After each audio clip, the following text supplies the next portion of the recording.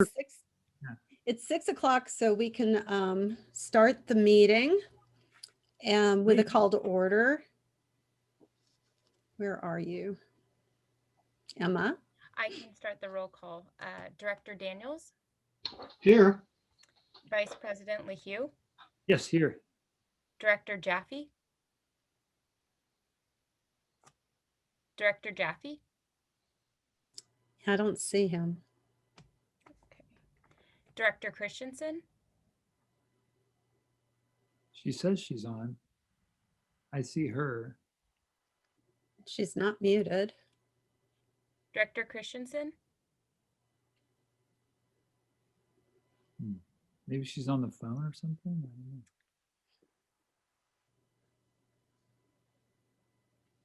Should I wait or just move forward and when she gets on, we add her in? Well, we're going to leave here and go to the closed session. So, Oh, there she is. okay. Carla, can you say here? You're muted somewhat reason.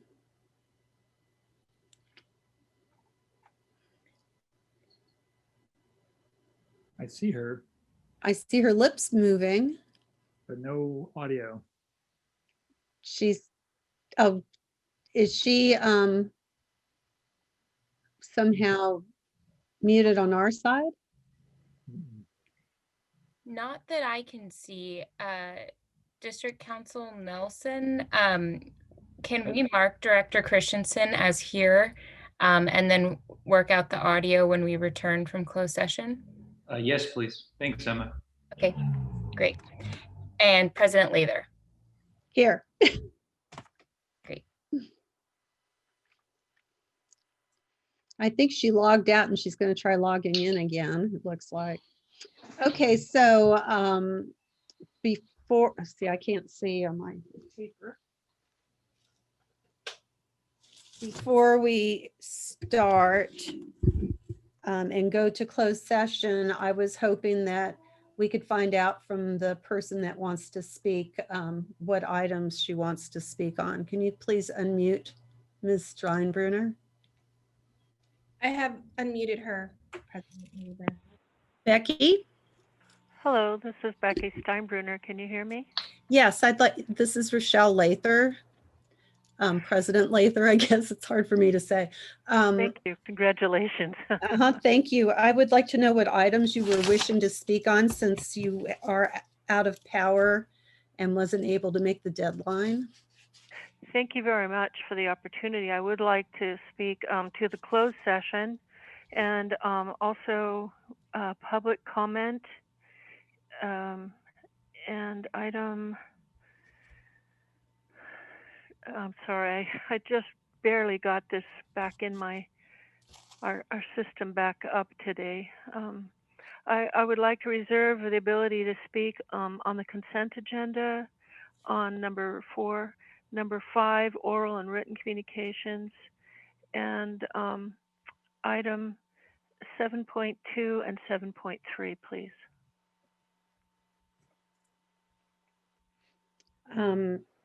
Did you have a specific item in consent agenda?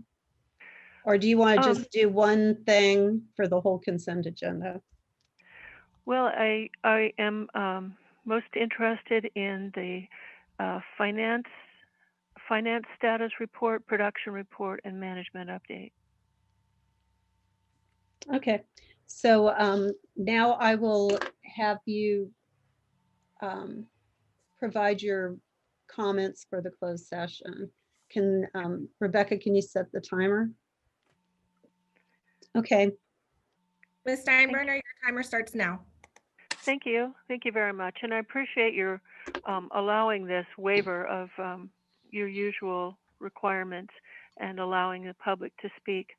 I do want to speak to the closed session items and the litigation that you will be discussing.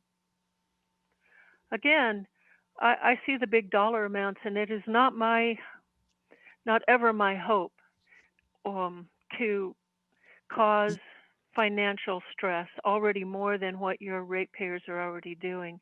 I would like to request the ability to come to a settlement of some kind and not prolong this. I have asked for that before, and Ms. Ouellette was unwilling. So I hope that you will discuss that. I would like to sit down and try to talk through this. I feel there are things that your district could do that I am requesting quite reasonably that you do, and it could possibly cause me to drop the appeals and further legal action. But as it stands now, I cannot possibly with good conscience do that. The issue of the addendum versus a subsequent EIR and public notification is beyond me for belief why you would do that. The new treatment program will cause the effluent going from the Santa Cruz treatment plant to the Chanticleer treatment plant to have chloramines, which if there is a leak over any of the waterways under the San Lorenzo River, it will kill the aquatic life. Chloramines do not dissipate like chlorine does. And this is what your new plan involves. So I really want to talk with you at least about that issue. And that could, if we can come to some agreement on that, that could cause me to possibly Thank you, Ms. Steinbrenner. suspend my litigation. Thank time. you. I hope you will discuss this. Thank you, Becky. Your time is up. So let's see, my next, Now we leave. Now we go. yeah, now we're going to leave and we're going to go to closed session and return. Is there anything else I need to say, Josh? Nope, that's it. Okay. Thank you, Representative Lather. Okay, thank you. Okay.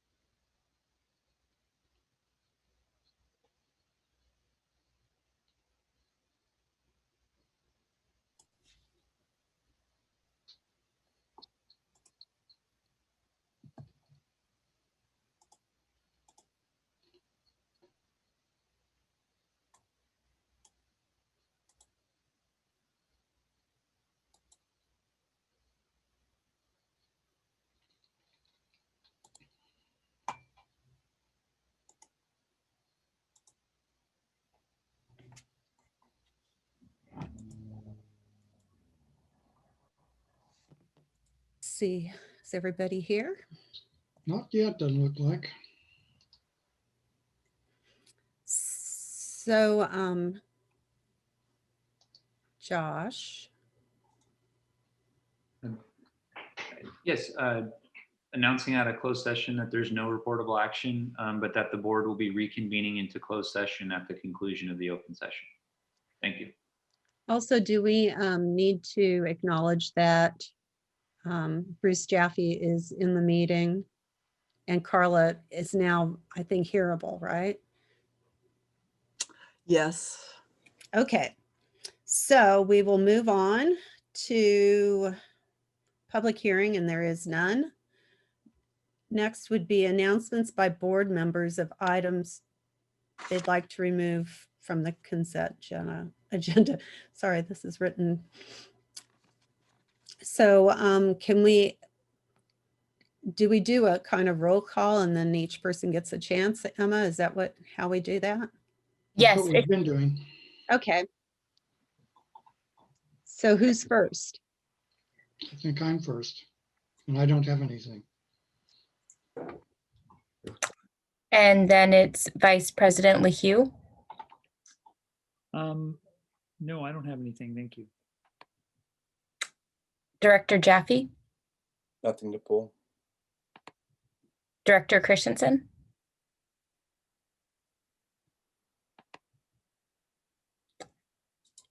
Director Christensen, She looks like she's frozen.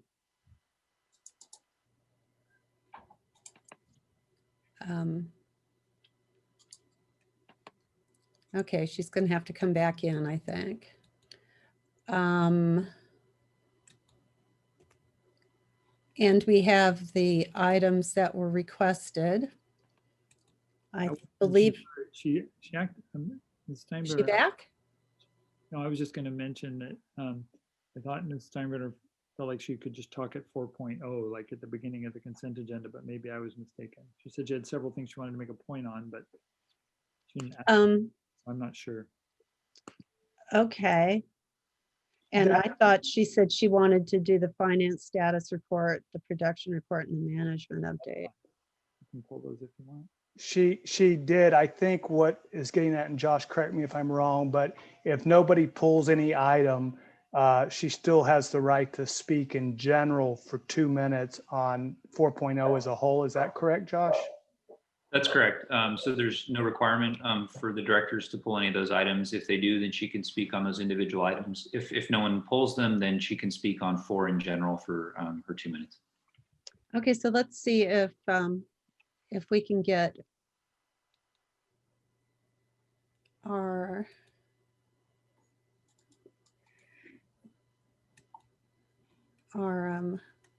fifth director back on.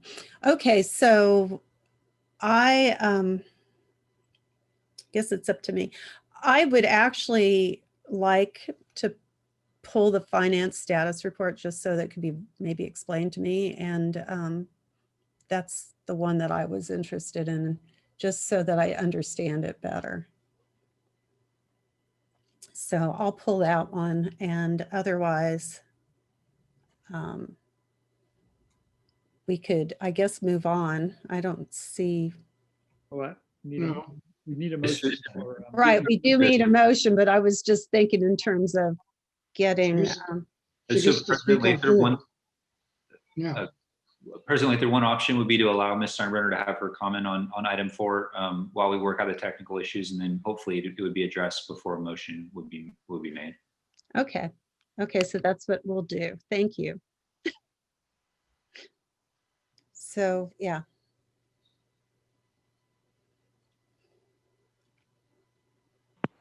Ms. Steinbrenner? Hello, this is Becky Steinbrenner. Can you hear me? Yes, your time begins now. Thank you. I just want to clarify that I understand that finance report has been pulled.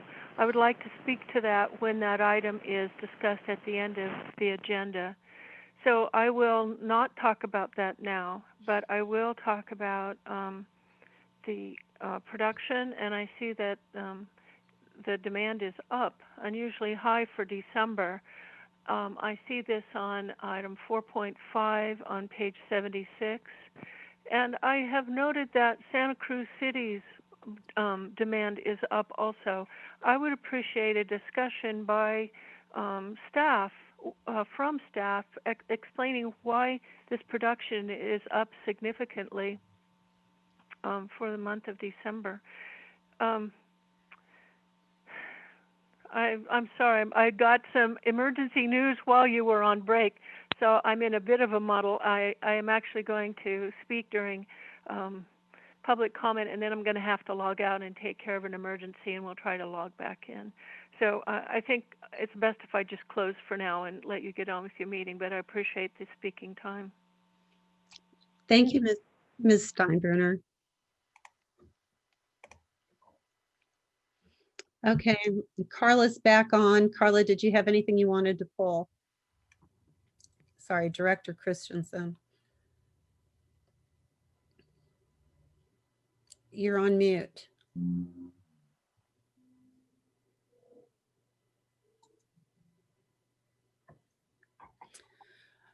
Okay, well, oh, there she is.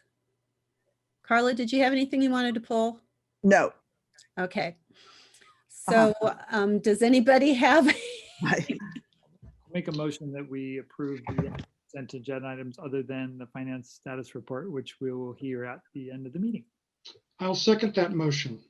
Thank you. We've got a first and second. Emma? Director Daniels, Yes. Vice President LeHue, Yes. Director Jaffe,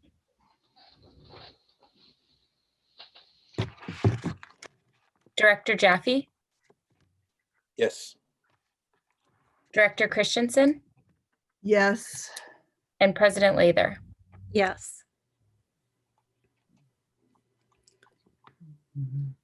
So now we're on to oral and written communications, correct?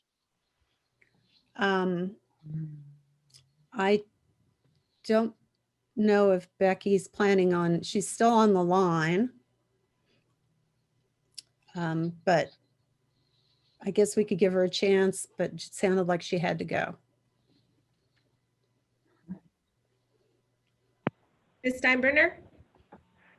Hello, thank you. I am on the line, and then I'm going to dash out the door because I felt it was important to really speak to your board. This is Becky Steinbruner, about how disturbing I felt it was that Swenson developers are being given such favoritism regarding their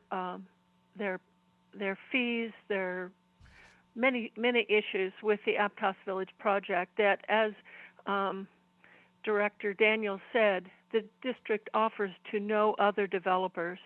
I really want you to examine that, and I feel it's not fair, especially when you had the workbench people coming in. They're going to be providing affordable housing, and yet they're being made to pay all the fees up front.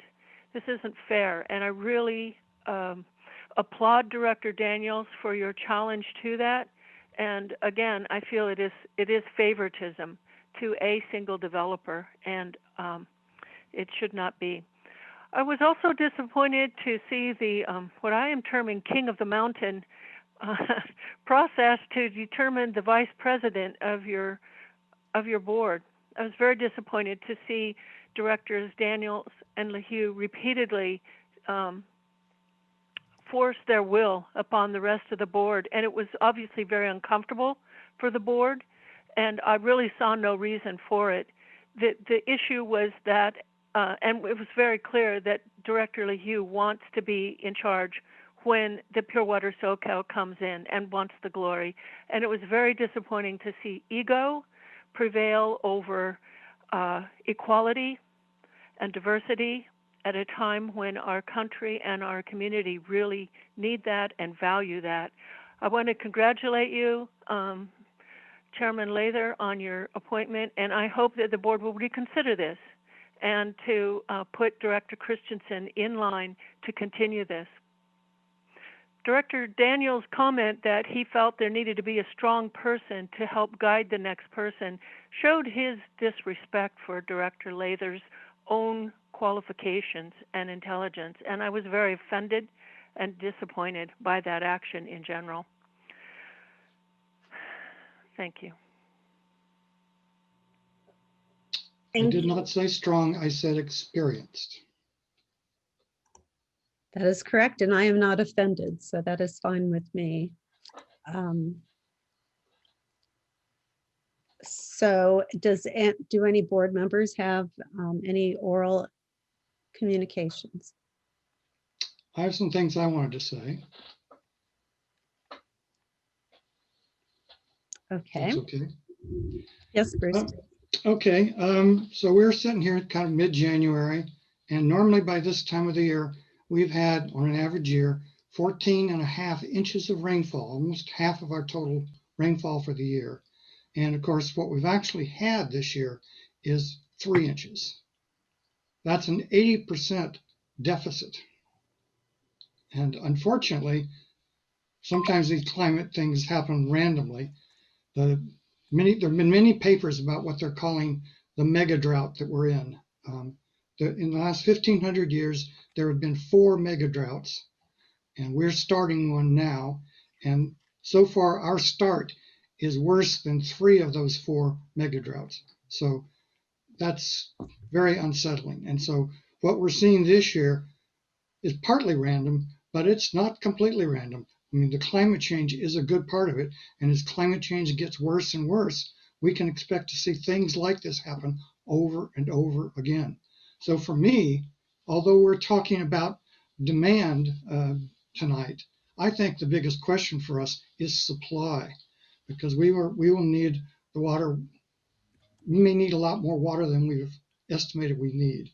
If we keep getting these 80%, 80%, 80% deficits, we may need that other half of the facility, which we haven't built out, for our own use. And so we need to be careful not to just willy-nilly give it away to someone else who thinks they would like some recycled water. So that's what I wanted to say.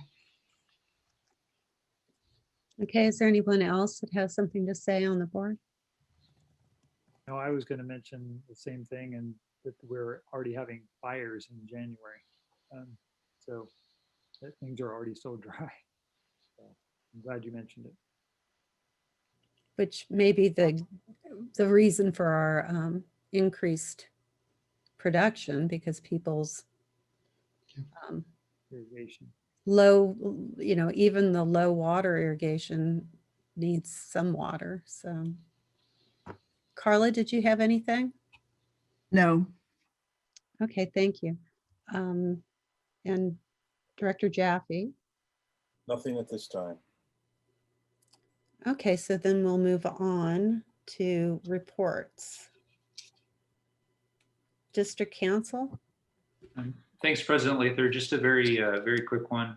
Just a reminder that this is the beginning of the 2-year legislative cycle in Sacramento. Be interesting to see what comes out this year, and we'll be watching and letting you know as anything that relates to the district.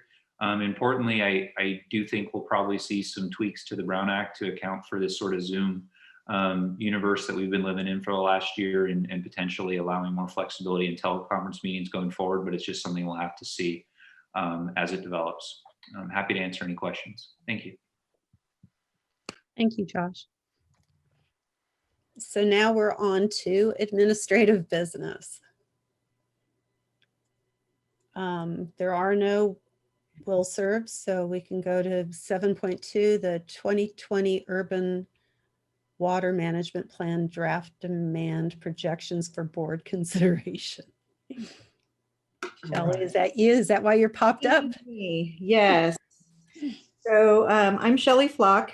I'm the District Conservation Customer Service Field Manager, and I'm going to give a brief introduction to this item. And then I'm going to introduce and turn things over to our Urban Water Management Plan, or UMP consultant. That is Water Systems Consulting. And they're going to present more background and the methodology that we've used for these demand projections and the results from those model runs. And so, as we explained in the board memo, all urban water suppliers, such as the district, are required by the State Department of Water Resources to prepare an urban water management plan every 5 years. And that's to be done in years ending in 0 and 5. The 2020 Urban Water Management Plan is due to the DWR or the state on July 1st, 2021. And really the purpose of the UMP is to ensure that water suppliers have water for the future for all needs, customer demands and the environment moving forward. And so the core of the urban water management plan is really these demand projections. And all of the other pieces of the urban plan kind of, rely on those demand projections.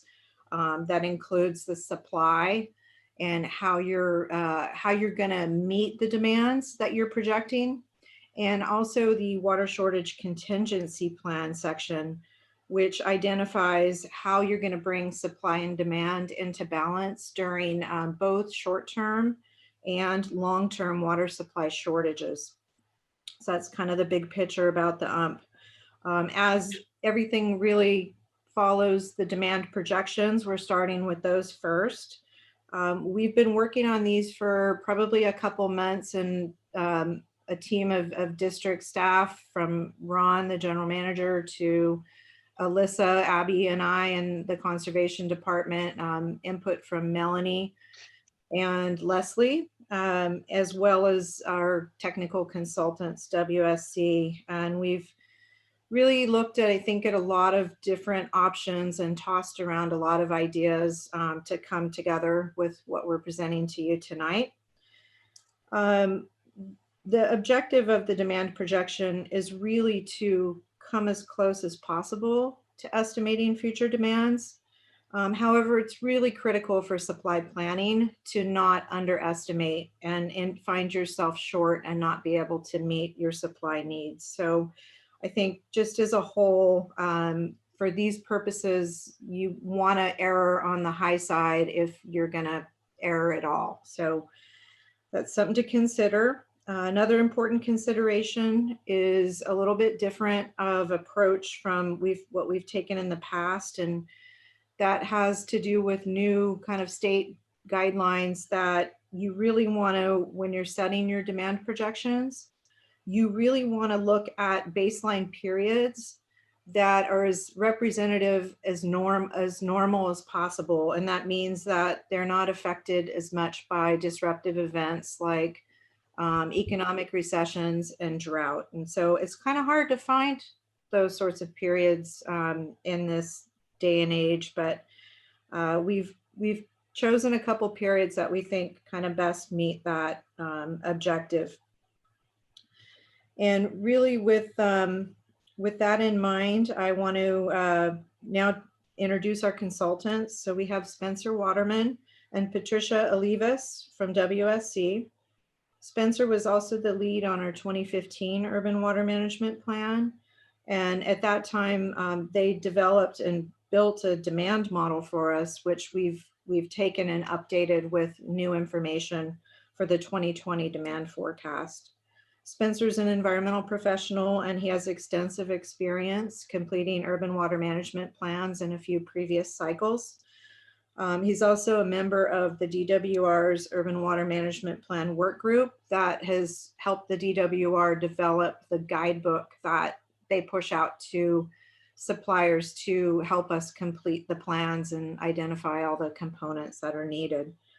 So with that, I'm going to turn it over to Spencer and walk through the presentation, and then we'll have plenty of time for questions and discussion.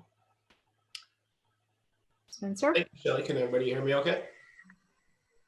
Yes. All right. Awesome. Well, thanks for having me here today to talk about the draft demand forecast. We can go to the next slide, Rebecca, please. So today we're going to talk about the purpose of the demand forecast. What was our approach to developing the demand forecast? how we've changed it since the 2015 plan, and then ultimately show you those results that we had of those first model runs. Next slide, please. All right, so let's start off with the purpose. Next slide. That was laid out in the staff report, and we kind of kicked around the real intent of what we're going for here. And so that's summarized here. The key objective of the water demand forecast is to develop reliable projections so that a water agency can plan for sufficient supply to meet needs of the community it serves, the environment, and regulatory requirements. So it's kind of a balancing act. There's a lot of factors at play here. And our approach to address this purpose is to review the 2015 demand model, talk about that and how we arrived at that, review trends and new information available since 2015, consider historic and future factors impacting future demands, and then ultimately applying our technical analysis and district experience to future projections. Next slide, please. All right, so we'll dive a little bit more into the details here about the approach. Next slide. So the approach that we use is called SEP Plus.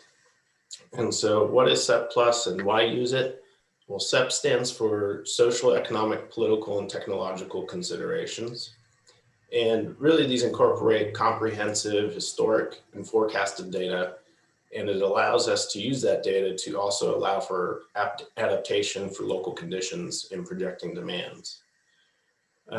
The plus part of SEPT comes from leveraging significant statistical analysis from the city of Santa Cruz.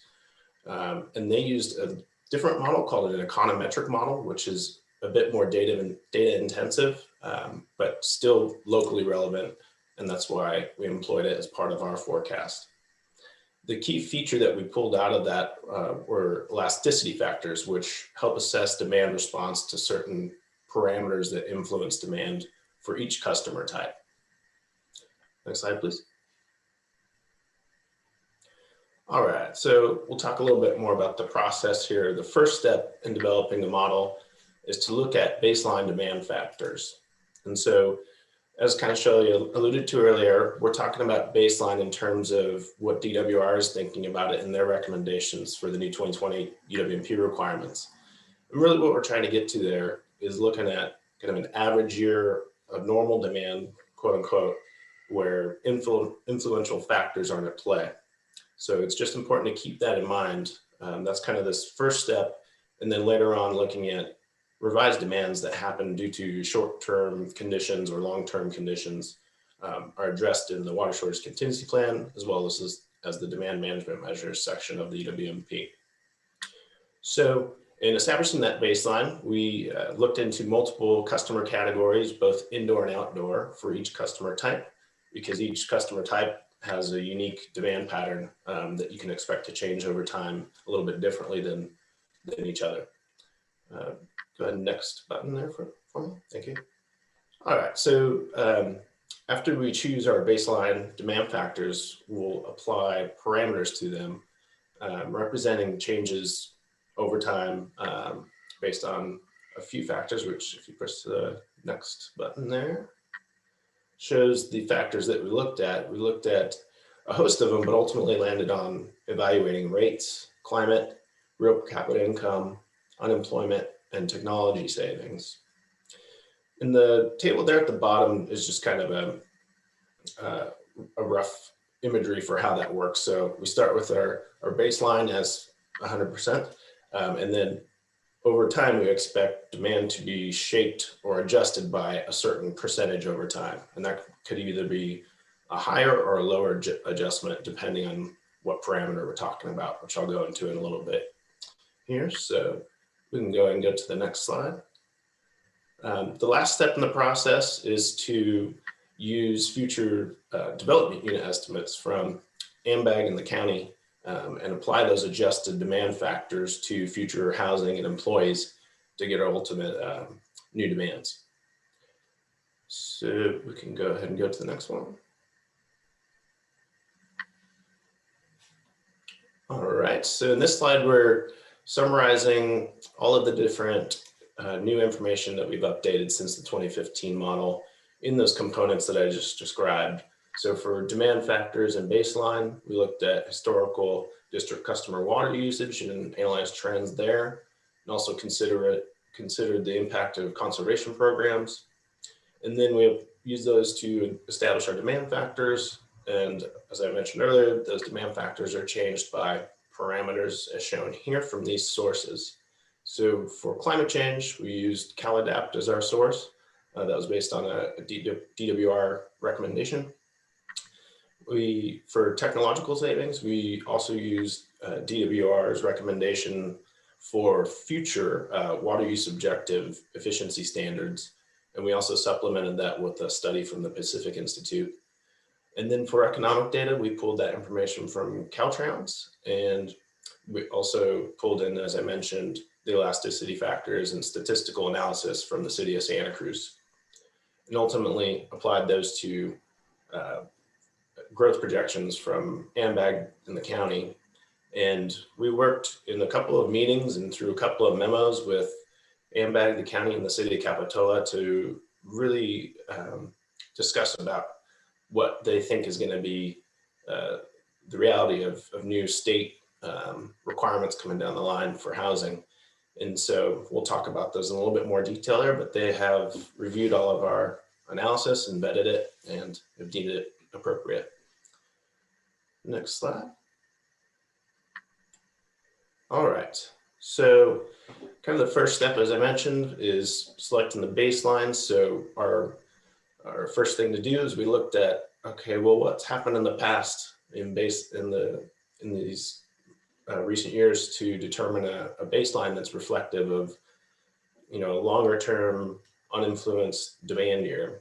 And so, obviously the key factors impacting demand are shown here, where you have kind of initial demand reductions around 2009, 2010 due to drought and economic recession, but a bit of a return after those factors go away until the latest drought came around and the groundwater emergency, along with the stage 3 25% curtailment. And so that has kind of continued that reduced demand. So if we go to the next slide. And this chart shows similar factors at play here, where we're looking at demand changes over time in terms of overall gallons per capita per day. So that's total water usage divided by total population. There you may see RGPCD instead of GPCD in other areas, and those are related to residential indoor. So I just want to put that out there so we're not mixing up our terms there. But yeah, ultimately, upon looking at these trends, we kind of zeroed in on some years that we thought would be good representative baseline years. And so we can go to the next slide. And that's what we're presenting here. We're considering a lot of different factors at play historically. So we looked at a lot of different scenarios and ultimately came up with our best estimate as 2010 to 2012. And then for projection 2 is 2010 to 2014. And, there's pros and cons to each in terms of thinking about from 2010 to 2012, you're in a pre-drought state, maybe a little bit of economic recession recovery, but overall it seems to be, the most uninfluenced by disruptive factors within recent years, and is consistent with DWR's recommendation, as well as the 2015 plan recommendation to use that same baseline. So for projection 2, we're starting to look at the effects of the beginning of the drought and customers conserving, and maybe that is behavioral or due to, actual physical savings from changing toilets. But it gets a little bit harder to really drill into that when you're kind of comparing between years there, especially when trying to use DWR's methodology.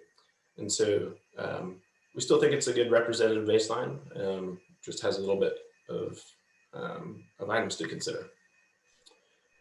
So I think one other important thing to note here is some people refer to the baseline. Some people prefer to call it a bounce back amount. And so that would be looking at, after the drought, we've had suppressed demand. What do we expect that demand to come up to in the future when some amount of restrictions are gone? And so just for comparison purposes, the projection 1 here, if we're considering the amount of water that was demand that was reduced from the peak usage in 2013 down to 2015, that's about 1,100 acre feet per year. And so when we're looking at these baselines, if we're saying in the future demand could come up to somewhere between 2013's high and 2015's low, these scenarios represent about a 72 to 65% rebound in comparison to 2013 and 2015. All right. I think we can hop over to the next one. Oh, and just one other item of note too, because this will, I assume, come up later, is that, when we're talking about this bounce back, it doesn't have a defined year when it's going to happen. It's more representative of, kind of a long-term average. And so demand may go higher or lower over the time frame of the UWMP. So we can drill into that in a little bit, but it's just kind of a factor of how this process goes and how the model works. So I'll catch up here. So diving back into forecast parameters, we looked at quite a few different ones and ultimately landed here. So the way we use parameters is that we forecast annual percent change in a given parameter in the future. So we know that rates are going to change in the future, and we'll get our best source for that. And then we use the elasticity factors from the city of Santa Cruz, which explain, for example, how rates may impact demands. So if we expect to see a 1% increase in rates, we would expect to see a 0.11% reduction in demand as an elastic response to that. So diving a little bit further in here, for rates, obviously we use the district's data, and we also accounted for inflation from Caltrans data. And the ultimate impact that has on baseline demand factors is we estimate that it'll bring down baseline demand factors by about 8.5% by 2040. On the flip side, real per capita income is something that could drive up demand if it increases, which Caltrans is projecting. So that would have a positive increase on demand of 5.3%. All right, next slide, please. Okay, so we looked at unemployment and we thought it was important to include. However, it ultimately didn't have that large of an impact, but it was considered, so it's shown here. And that's also from Caltrans data. And for climate data, we looked at an assumed increase in temperature of about 1.7 degrees by 2040. And ultimately that had a demand increase factor of 0.08%. And the last one shown there is technology savings. So what we're trying to capture there is expected savings from the baseline for what are called passive savings. So things that you'd expect from new plumbing code or efficient fixtures. And so our proxy to that was looking at indoor residential water use studies that the state developed, DWR. And we looked at the trend that they're projecting in future requirements. And then we also looked at a study of other indoor water use standards, including the Pacific Institute, that identified a value of 43 gallons per capita per day for indoor residential use as representative of what we may expect to see in the future from more efficient plumbing and fixtures. So with that, we compared to the district's actual historical indoor usage. And so it ranged from about 52 gallons per capita per day in 2012 down to 37 in 2019. And so, you know, as we mentioned before, demands could be suppressed because of groundwater emergency. And so we think that since the district has achieved that 43 gallons per capita per day before, it is a reasonable estimate to use for our projections. Okay, I think any other points on that?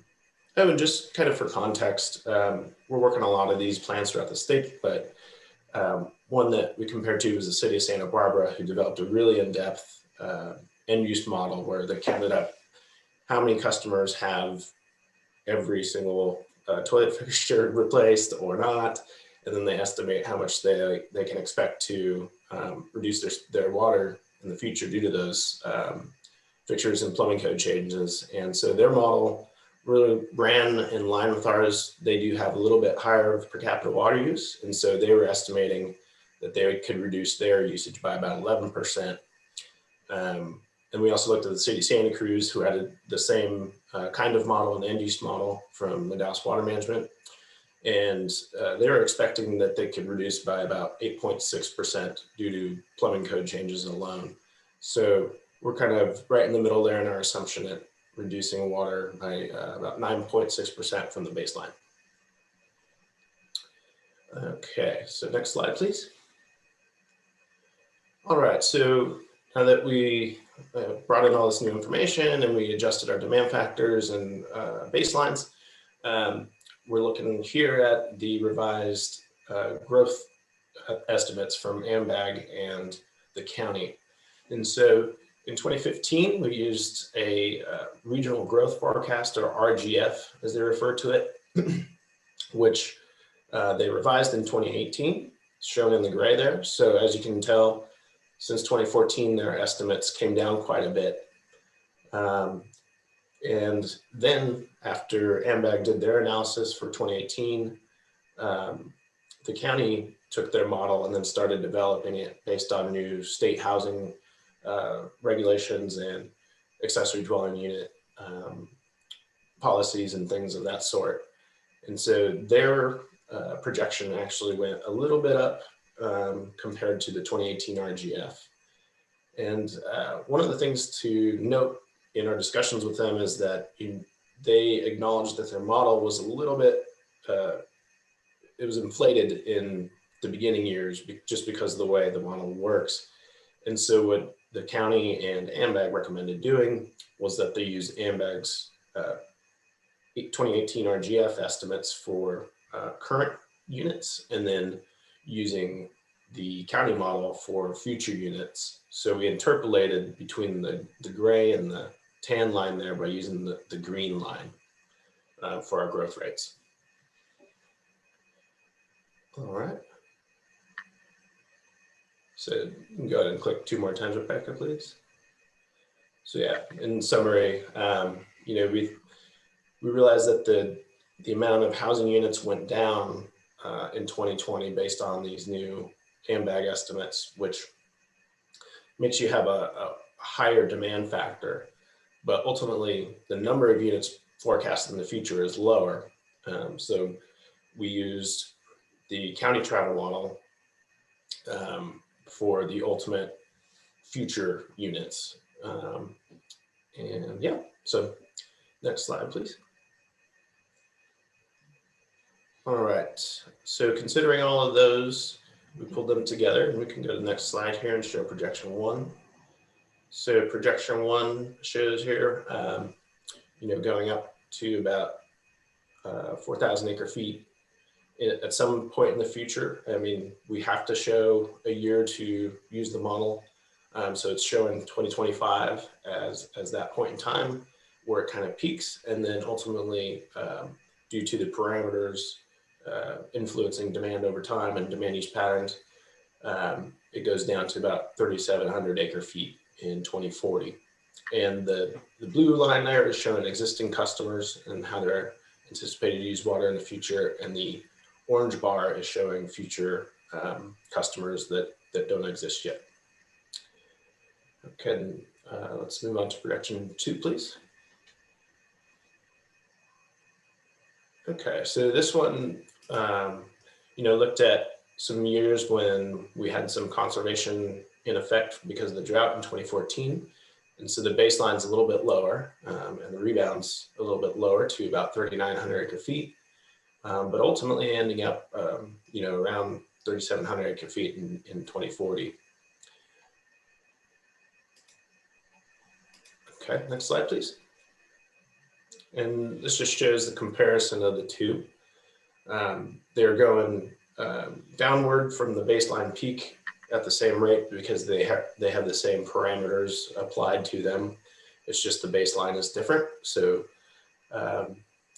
we took that into consideration. And then just kind of as an outside comparison, we also look to forthcoming standards that are going to come out from DWR for the 2025 UWMP, which aren't fully developed yet, but they have certain parts of the framework built that allowed us to make a preliminary estimate. And so that's shown there in the black line, the black dotted line, just for comparison purposes. And as the regulations are right now with Senate Bill 7, the district is well below the per capita standards. So just wanted to note that. So with that, I'm happy to take any questions and open to discussion. Thank you. Thank you. That's a lot of information. I guess, let's see, do we have any public comments? Ms. Stein is Not not on this item. Okay. Yeah, I can see that. Okay, so Bruce Daniels, do you have any questions? You're muted. I'm aware of that. I just have one question. Could we go to slide 17 or 18? Yeah, that's good. What I don't understand is from the 2020 bar, which is 3342, we go fairly quickly and rapidly up to 3866, and then suddenly we start going down from there. And I just don't see if we're going steadily up or steadily down, I could see that kind of happening, but I don't understand why we would go up so quickly and then just suddenly turn around and head back down. You could explain that. Sure. Yeah, that trend is really a function of how these forecast models work. And really, as I was kind of saying before, it's more important to kind of visualize it in terms of looking from the year 2020 to the year 2040. And really, anywhere along those lines, you're going to be above and below those trends depending on influential factors. So we're really trying to normalize a beginning time when we can assume some ultimate kind of higher end usage, and then apply the parameters to it over time to represent the end goal for more efficient usage, really stabilized, efficient usage over time. So the only number that matters is the end one, the 3655, then you're saying. That's probably a better way to think about it. All right. Doesn't do us much good in the next 20 years, but okay. So, I mean, does that also artificially look like it's suddenly, whoops, what happened? Something happened to my computer. I can still hear you. You can still hear us? Spencer, if you want any of us to jump in, let us know. I think you're doing a good job. I might be able to rephrase it in a different way, but it's up to you. Well, go ahead if you can hear me. I don't know where I went. I can hear you, Tom. Yeah, we can see you and hear you. I can't see anything. So be careful what you say. How about if we go with Director Jaffe and then come back to you, Tom? Maybe. Well, I can say what I was going to say. It's just that I think because the baseline didn't involve these 5 years where we've had been in a groundwater emergency and had stage 3 curtailment, then I think that's why it looks like a steep rise. And am I correct in assuming that? Yes, we're trying to account for years when that curtailment was in place, with the anticipation that that could happen in the future at some point. not necessarily in 2025, but somewhere down the road. Well, the scale makes it look kind of bigger than it is too, but I think also the other way to visualize this, and Spencer, tell me if you think this is right, is that it may not bounce back in 5 years, but that is that would happen over time. So it could be later. That would just mean the curve would start lower and not descend as fast. So there's like two things feeding on each other. Usage is coming back to normal as these set factors start to decline it. Maybe it happens more gradually on the rebound, if you will, relative to the other, so that line takes longer and then it starts coming down. There's also a little bit of growth factor in there. That's how I visualize it. okay. Bruce Chaffee, do you have any questions? Well, I agree with Director Daniels, and in that it looks strange going up from 2020 to 2025. And Tom might be right that what we're in, or not right, but he put up the possibility that the use is down because of we're in a water emergency, and that there's reductions because of customers being concerned with that. And then once the water emergency is gone, if it is, that things will just go back to what they were. Another possibility is that this is a new normal, that 2017 to 2020 has fairly level water use, and that's what's going to continue on with these other factors thrown in that are minor. But I don't know which one it is. And the conservative thing to do is to assume that it's going to rebound and plan for that so that we have enough water. And it's a tricky business, forecasting. It's, I guess the good thing about it is that in 2040, I don't think I'll be a director. So I don't have to answer that. I'm joking on that, but it's really, really difficult. So my tendency is to be conservative, and it looks like it, it'd be hard to argue that it's outside the bounds from what it's been this past 4 years and what it was prior to the drought. So doesn't change my thinking in terms of what's prudent for planning.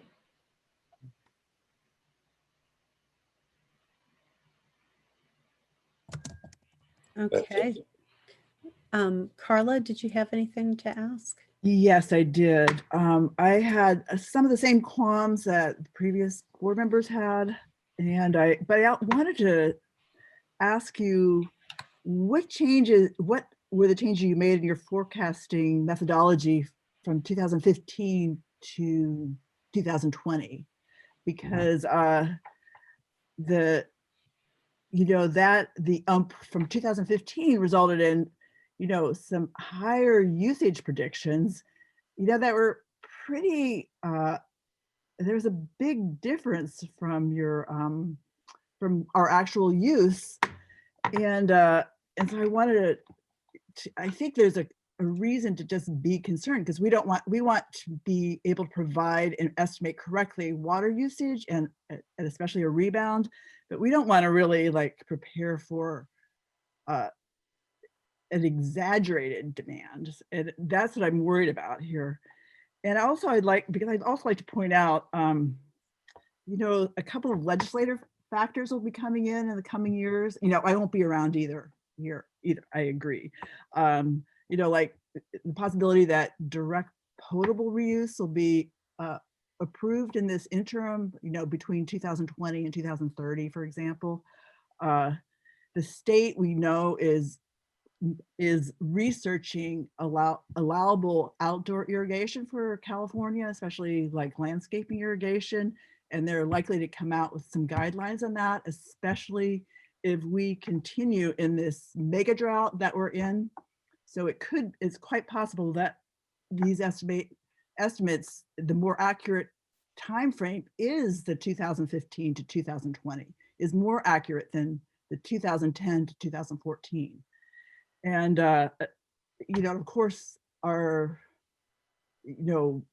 possible rate increases that will reflect that we have smart meters and we can actually, provide for indoor use, the necessary use that all customers have, and charge appropriately for outdoor irrigation and landscaping uses. And I think there's a couple of factors in there that it makes it a little bit more complicated to accurately predict future water use. And I think maybe we should discuss which ones can really feasibly be incorporated into that. So that's just one of my things. I think your interim target for 2020 was 113 gallons per person per day. That's the actual was much lower. It was like 72. So our current usage. So I feel like that is a pretty big discrepancy. So anyway, I'll just leave it at that right now. Okay, I think my comment is, I don't think it is, that we're looking at pretty tight numbers as it is. I mean, it's 600 acre feet a year difference between 2020 and what's projected for 2040. And I'm not sure if changing it to 300 would be that big a difference in the long run. It's a projection. The way I see it is models are just estimates to start with, and I could see that. The scale kind of makes it, I don't know, look bigger than it is when I was looking at it, but I don't know. I think it's a pretty good compromise looking at what people did in 2010 and what we think they're going to do. I remember the 70s and the 80s, and then everybody went crazy with water again. So I know I'm not going to go crazy with water because I never did, but yes, Dr. LaHue. Yeah, I just was getting between the two projections that they made. I think the thing I maybe slightly like the second projection better because it does take into account a couple of those lower years, and so it seems like a bit of a compromise. So we have to choose one to give them an idea of which one to go on, and that's my 2 cents. So I've got an additional thought here. I think what's important here, and you touched on this, Rochelle, is that it's just a model, and models are wrong. But I think what's important here is what's useful that can come out of this is very clearly in the report putting out what the key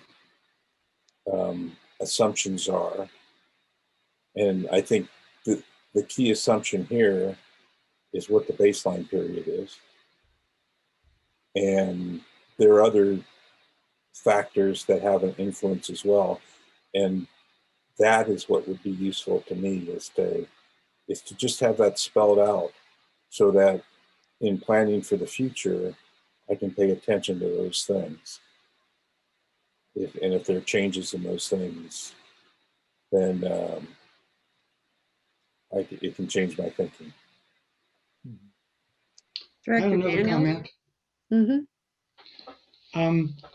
This is required of us. We need to return this back to DWR And these kind people have used all the DWR stuff to build this estimate, their model and their numbers and blah, blah, blah. So I think this has been well crafted to give back to DWR to make DWR happy so they go away and don't bother us. But if you look at the difference between the last 4 years, which is about 3,300, and the end number, which is 3,600, I mean, that's a very small change. That's 300 acre feet. And you compare that to what's really important, which is sigma, and that's going to require us to reduce our pumping by 1,500 acre feet. That's what we need to concentrate on. So I think this is fine to hand back to DWR and make them happy. And we need to concentrate on sigma and our Pure Water Soquel. So Is that a motion? I move that we approve this. I'll second. Which projection? Which projection, Bruce? A 2. 2, okay. Yes, I agree with that also. Okay, so Mario, Emma, we can do the Director- roll call. Director Daniels, Yes. Director Christensen, Yes. Vice President LeHue, Yes. Director Jaffe, Yes. and President Lather. Yes. Okay, so now we can move on to 7.3. And thank you, Kelly and Alyssa. Oh, and yes. Staff. I mean, I know a huge amount of work went into this and maybe even a little anxiety. So thanks for hanging in there. Thank you for teaching me to say thank you, Tom. Yeah, and if I may add to that, to Spencer and Patricia from WSC, I mean, they really did work with us a lot. Very professional consulting outfit there in Actions, and I think it Shelley should and be Alyssa. bulletproof. Well done. Yeah, and models can be nitpicked to death, but Well, I always love Bruce, Dr. Jaffe saying, gospel in, no, garbage in, gospel out on models. So anyway, sorry. yeah, we can pick on the weathermen if we want. It's not any different than that. So Yeah. Anyway, thank you very much for all your work, because I know that you've put a lot of thought into that. Yeah, thank you all very much. Okay, so we'll move to 7.3. Consider approval of contract amendment for professional legal and litigation services related to the Pure Water Soquel program. Presenter is Melanie. Mouse Schumacher, please present. Sure, thank you, board. I'm going to go ahead and introduce this, and Ron, feel free to complement any of the points that I address. I do want to just say thank you to Eileen and to Emma for helping to assist in preparing this memo. The item before you tonight is approval of a contract amendment for Best & Krieger to perform additional legal and litigation services related to Pure Water Soquel through the end of the fiscal year. As you know, the Pure Water Soquel program has 3 active litigations brought forth by a pro per litigant, Miss Becky Steinbrunner. Over the course of the last 2 years, she has challenged the district on the Pure Water Soquel project, which the district has incurred costs and paying that through our operating budget. The original lawsuit that was brought forth, which was the writ of mandate for the EIR approval, was successfully ruled upon by the judge, Schmall, in the Santa Cruz court trial system. And then Ms. Steinbrunner did appeal that. As you can see, that's currently active in the 6th District of Appeal.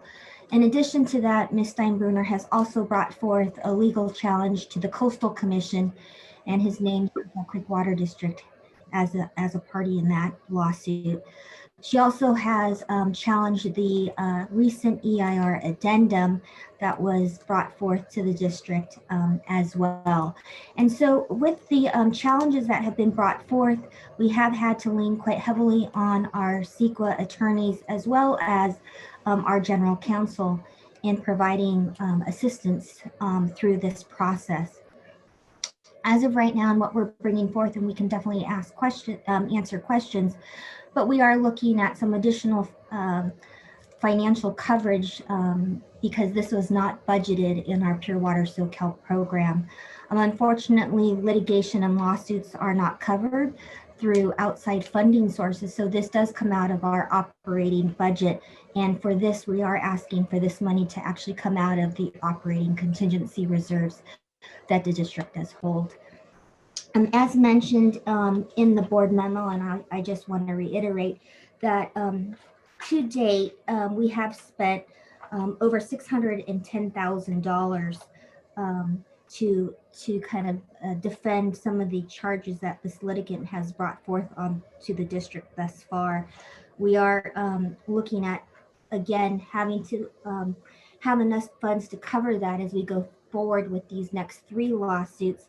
But just in looking at that $610,000 that has been previously spent, and we will mention that this is our costs that are just for legal services. This does not include additional costs that are incurred through staff time, through other consultants that are assisting us with our defense. But if you were to look at that cost and then divide it by the number of service connections, this does equate to about over $40 per connection. To cover our 3 active lawsuits that are forthcoming, and we will note that we did get word that the challenge to the SqCWD addendum has had some recent action, and I think, Josh, if you wanted to talk about that, you can. That may or may not move forward.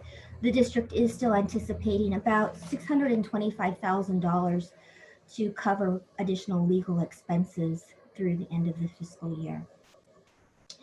Ron, did I miss anything, or do you want to add to that? Melanie, I think you did a fantastic job. One thing you did say to me earlier, and I think it's important to note, that the cost that the litigant is burdening it's to our customers. That cost cannot be carried by the grants or loans. So it is our customers having to pay for that. Thank you. And Josh, did you want to chime in? Yeah, thanks, Melanie. Yeah, and then just to follow up on Melanie's point about the 3rd lawsuit, the challenge to the addendum, received some very good news from the appellate court today. They rejected the petition for writ of mandate to challenge that decision. So absent an appeal to the California Supreme Court, that challenge should be concluded.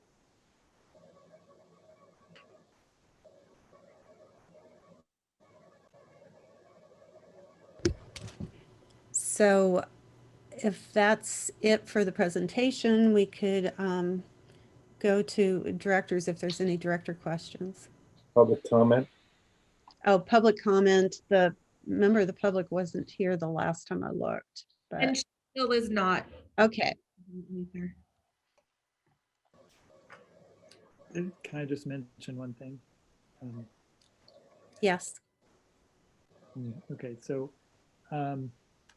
some people, like when they see this, will go like, well, what about, how do we have to still pay for like frivolous lawsuits? And I just, maybe Josh could make clear why these particular types of lawsuits aren't subject to having the litigant pay, or if it's determined to be a frivolous lawsuit.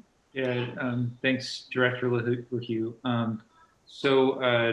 Unfortunately, California only requires the payment of attorney's fees to the successful party if there's a statute or contract which provides for that. And in this case, there is no statute or contract which provides for an agency like ours to recover legal fees from a unsuccessful petitioner, even though, to date, the agency has prevailed on every single challenge. And so unfortunately, there's just currently no vehicle for us to recover fees or to end these lawsuits any quicker than we're trying to do. Thank you.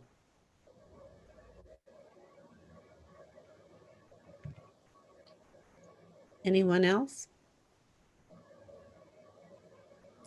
I think we need to do this, and I think it's probably the kind of thing where it's not to exceed. So if they use less, we don't have to pay it, and if they need the whole amount, they get it. So I think we need to do it. So I would I would move that we do both 1 and 2. I'll second that.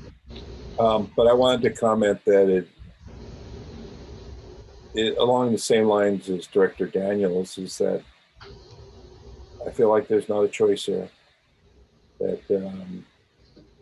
we need to move these projects forward, and we cannot afford, the aquifer cannot afford to have a delay. So it's necessary to do whatever we can to keep the projects going.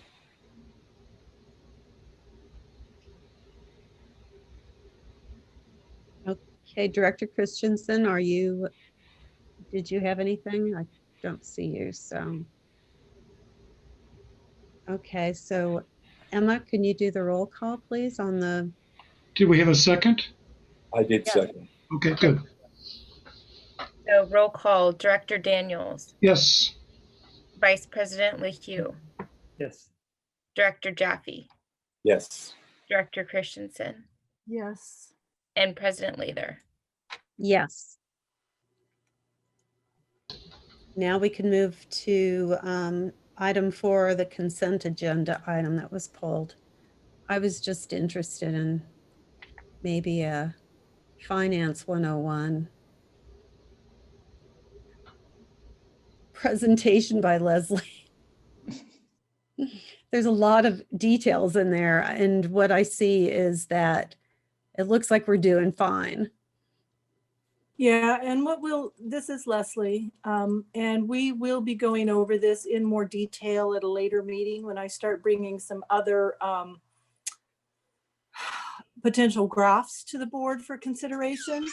But there's just a couple of things that we are mandated by statutory requirements to bring to the board on a monthly basis, and that is the investment fund report and a cash flow report. So we have to bring you our position in terms of where we stand on cash and where we stand in terms of a look forward on our cash flows. So the investment fund report fulfills that purpose, and it tells you what monies we have deposited at some of the various institutions. We've got some money wrapped up in CDs. We've got most of it sitting at LAIF. That large balance you see at LAIF includes the money that we have drawn down from CoBank and are moving over to our operating account as we process warrants. So that is inflated by the CoBank funds. But basically, these are the monies that we have invested in various securities and deposits. On page 22, I'm giving you kind of a breakdown because the investment policy says that we can't have more than 30% of our funds invested in certain instruments. So like certificates of deposit can't be more than 30% of our total investment portfolio. So I give you this just so that we're monitoring. Now, LAIF can be, there is no cap on LAIF. So we can put as much into LAIF as we want. But we do want to watch some of these other revenue or other deposit sources to make sure that we're not exceeding the terms of our investment policy. So that's why I provide that to you as well. In terms of the bottom graph, what that's telling you is that's really telling you the line in blue is the district's investment performance, and we benchmark it against the 6-month treasury bills and the federal funds, which is kind of a standard. So you can see how the district's investment returns are comparing against some industry benchmarks. So that's the purpose behind that graph. On page 23, I provide you our operating and reserve fund report. And what that is the money that we have in our cash accounts at Santa Cruz County Bank. So these aren't invested funds, they're actually in checking accounts at Santa Cruz County Bank. And we move money in and out of them. Our water revenue is our main depository account, and we move money out of that into the M&O account every week when we do a check run. And then we move money out of the water revenue account into payroll every 2 weeks in order to meet our payroll obligations. And then we have set aside separate bank accounts for our water capacity and WDO funds. And once those start to reach the balance where they are about now, then I'll start moving some of those funds into LAIF. But that's just so that we can keep those funds kind of separate. The bottom graph is really showing you what we've done so far out of our operating contingency reserve. So far this fiscal year, we've only, the board's granted 3 disbursements from our operating contingency reserve. We purchased a dump truck that we needed a little extra in funds for, temporarily hired a retired annuitant for a special project. And then in December, the board approved using $600,000 for support work on the TCP treatment facilities. So that's just giving you a breakdown of how much is in OCR and how much we've spent from OCR for the fiscal year. On page 24, this is kind of where we get into some of our consumption numbers. And this information is voluntarily provided. It's not a requirement. But I know that these are things that the board has expressed interest in. And so when you do, I try to see what reports I can pull and put together to help kind of answer some of your questions. So this differs a little bit from the production reports that Christine provides, because she's giving you production numbers, what we've pumped. What I'm providing you is metered consumption, what we have had flow through customer meters in a month. So I always give you the prior month's consumption numbers compared over the last, 17 years. And then I give you our fiscal year to date numbers. So that's from July 1st until that reporting period. It tells you how we've done fiscal year to date in consumption.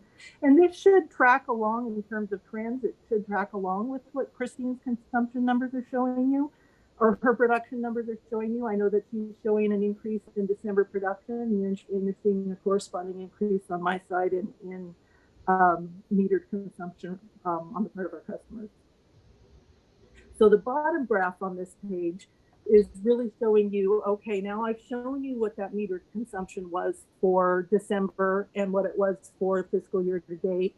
Now, how does that compare to what we had budgeted? So that line down there, the line going across horizontally is our budget line. And every month you can see how we're doing compared to our budget expectations.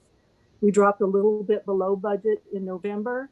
Now we're back up against our budget number in December. That's the blue line is our month-to-month budget to actual. The orange line is how do we stand cumulatively fiscal year to date. So overall through December, we're about 4% over what we had anticipated being or 3.39% for the year over where we had anticipated being compared to the budget. Okay, yeah, that one was. Now I'm giving you page 25, and these are kind of the disputed graphs.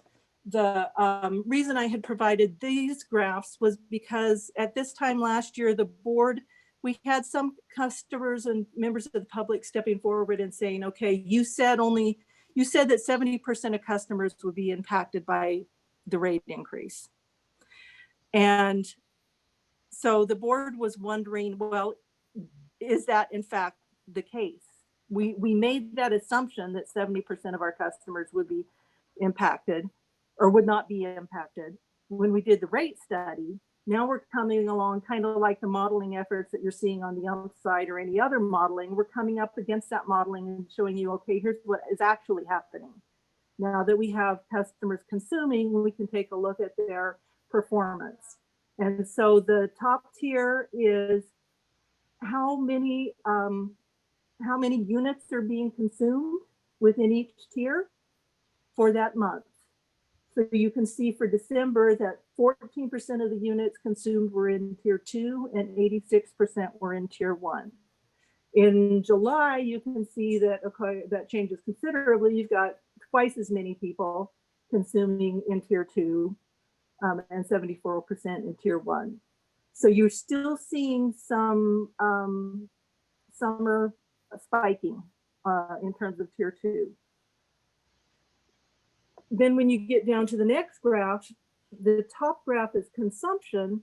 The next graph is number of customers consuming in those tiers. So you can see for December, 21% of our customers were consuming in tier 2, 79% were consuming in tier 1. Now, remember that you have to consume tier 1 water before you get to tier 2. So essentially everybody's consuming in tier 1, and then only 21% are moving on up into tier 2.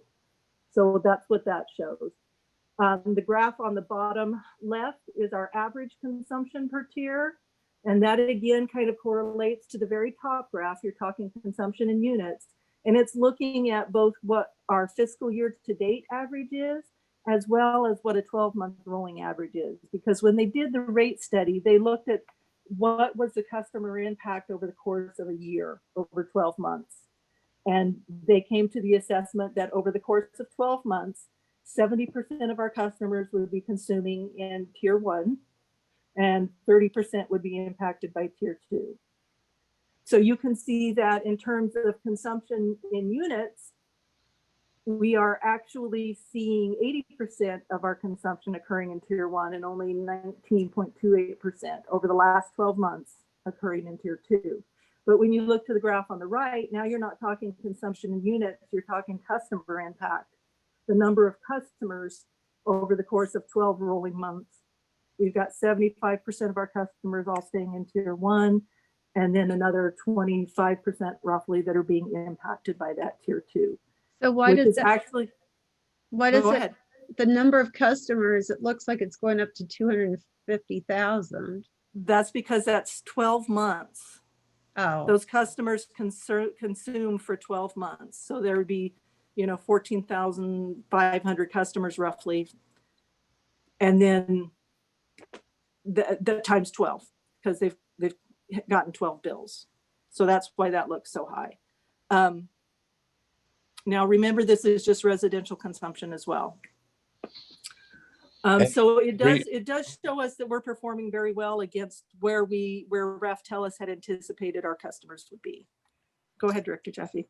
I just remind me, so if everyone's in tier 1 and some people are in tier 2, so how, like for instance, number of customers per tier on the 12-month rolling average, there's 54,000.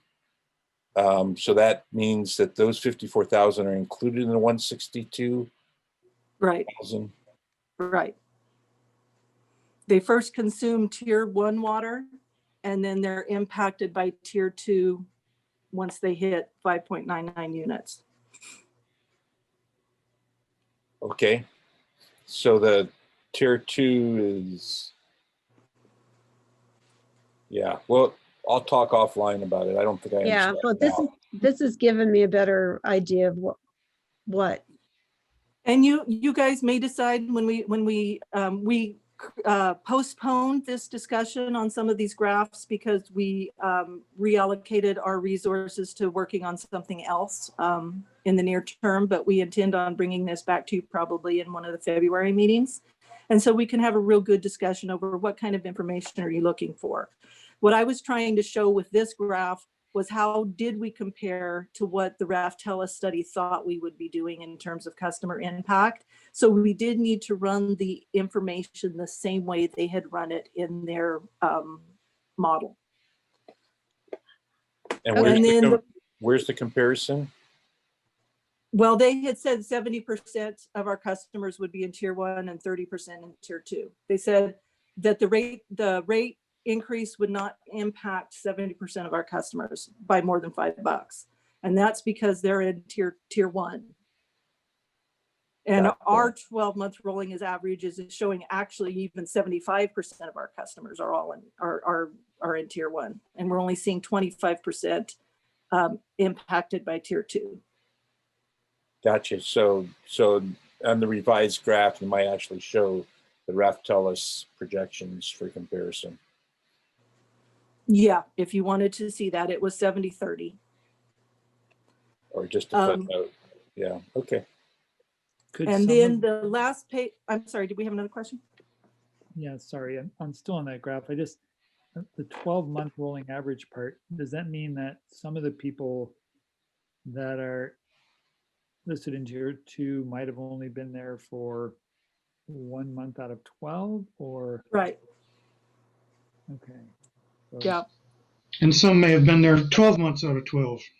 Right. And that's where then you can look at that monthly breakdown, which is the graph directly above that. And it will show you the number of customers consuming water in tier 1, and then those impacted by tier 2 each month. Right. And you're still seeing, yeah, you're seeing some customers that are going to probably be impacted by tier 2 in those summer peaking months that may not be impacted by tier 2 at all in the wintertime. And some of the, yeah, okay. So somebody could be in it in tier 2, 9 months, and then just in the winter, they're off. Right. Okay. And, Right. and so really what tier 1 is are customers that never go to tier 2. Well, it does include, it includes all customers that have consumed in tier No, 1. not these numbers, not these numbers. When this says 79%, that's 79% of the customers are exclusively in tier 1. Yes. No. In the Yes. month- Yeah, if you do Yes. the math, that's what it is. in the Because monthly 79% and 21% add up to 100. Okay, I see what you're saying. in the monthly graphs, you can say that. I don't know if you can say that on the averages. If you add up the data below, that's more customers than we have in our customer base. We don't have 16,000, 17,000 residential customers. Okay, so anyway, this item's going to come back. Yes, Yeah, Ron? We'll bring Yeah. this back, and it may be that you guys don't want to see this at all anymore now that we've run that assessment and you know that we are performing against the Raftellus finance plan and rate study as we thought, as they had anticipated we would be. Maybe we've answered that question and you guys don't want to bother with this anymore, but we can discuss that in February. I still want to hear what's his name was complaining about, what he would like to see. Mr. Cole, yeah. Yeah. Yeah, and Leslie will be bringing back different alternatives. Two things. I think Leslie nailed it in the sense that what you initially asked for, were we tracking against the model? That question's been answered in this data. The answer is yes. And it was never meant to be like a public, like we would do outreach with this kind of thing. So it's kind of like a little nerdy data that may have served its purpose and could be confusing to people if we continue to present it. So you may want it other information presented. But what I really wanted to say, if you could go back up to the investment pie chart, I just want to give you a sense of Leslie, what she's done. I don't know, a couple of years ago, she came to me and said, you know, I think we can have a little bit of our cake and eat it too. Go up just, yeah. She got, meaning that LAIF account does not make much money, right? It's just, you know, the interest rate is just so, but it's very safe, and that's part of our policy. CDs are very, very safe. You can get them insured, so you're not going to lose, but you get a little higher interest rate. So she came with the idea of moving some more money over into the CD short term, like 6 months. So we weren't, you know, cash strapped, cash flow issues, but we could make money for our customers. And it's not insignificant. It's not going to make or break the bank, but every penny helps. And I just want to point that out. I mean, that kind of thinking goes on, and, you know, it's thousands of dollars. Yes. Yeah, and the amount of money, we had almost 30% in CDs, but CDs are not trading for anything right now. Actually, LAIF is better than a CD right now. So when a CD has matured, I've just put the money back into LAIF. I haven't been rolling it back into a new CD until I start to see those yields come up again. And once I do, once I see that performance start to improve, I'll start rolling some of those into CDs again. But right now, CDs are not looking real good. And then, of course, page 26 is the last page. And there again, that's one of those things that I have to provide you statutorily, required to provide the board. And this is the cash flow statement. And all this is saying is if we take a look at the beginning cash we have on hand at Santa Cruz County Bank and in our investments that's not restricted for water capacity or other purposes, if we just look at our unrestricted cash and we take a look at our anticipated expenditures and our anticipated revenues, those numbers come from the budget, then over a 6-month period, we can kind of look out and say, do we have enough cash on hand to sustain operations for the next 6 months? And so that's all that's telling you. Now, the one line that is a plug, and when I say a plug, that means I formulate everything else and then I back into the number, is that capacity for capital improvement payments, because that's kind of a variable. So when I do this, I take a look at all of our cash flow, our cash coming in, our cash coming out, without looking at capital improvements. And I say, okay, now what do we need to hold on to in terms of reserves? And the budget had identified a reserve need of 13,021,100. So that's my bottom line. And then I take anything else that's left over and I divide it by 6 months and put it into what we can put out on capital improvement projects. That isn't to say we're going to spend that on capital improvement projects. That's just saying that's what we could fund for capital improvement projects out of the monies we anticipate coming in and the cash we have on hand, and still meet our reserve target. Thank you, Leslie. You're welcome. Vice President LaHue. I just, when we were talking about graphs, I think for me, since that's going to come up next month, one of the things I'd like to see is like how it is impacting our customers. Like what percentage of our customers' rates are going up this percent? What percent are going up this percent? What percent are, just a reality check on how much rates are going up for different chunks of customers. I'm not sure how to put that graph together, but I think we've seen something like that before. Okay. That's good feedback. I'll see what I could do to pull that information out of the system.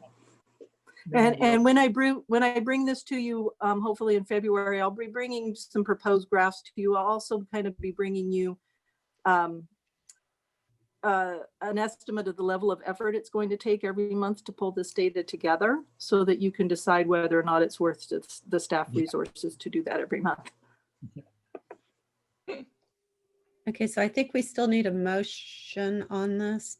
I think there's Was there public information on. comment? Yeah, I believe it's just a informational report. So I think we're okay without a motion, but please correct me if I'm mistaken. I think just because we had done it for the whole consent item, the whole consent agenda, I was confused. So thank you. So at this point, it says Go to a closed session again. we're going to go to closed session and then we come back and adjourn the meeting, right? That's correct. Okay. So bye-bye for now.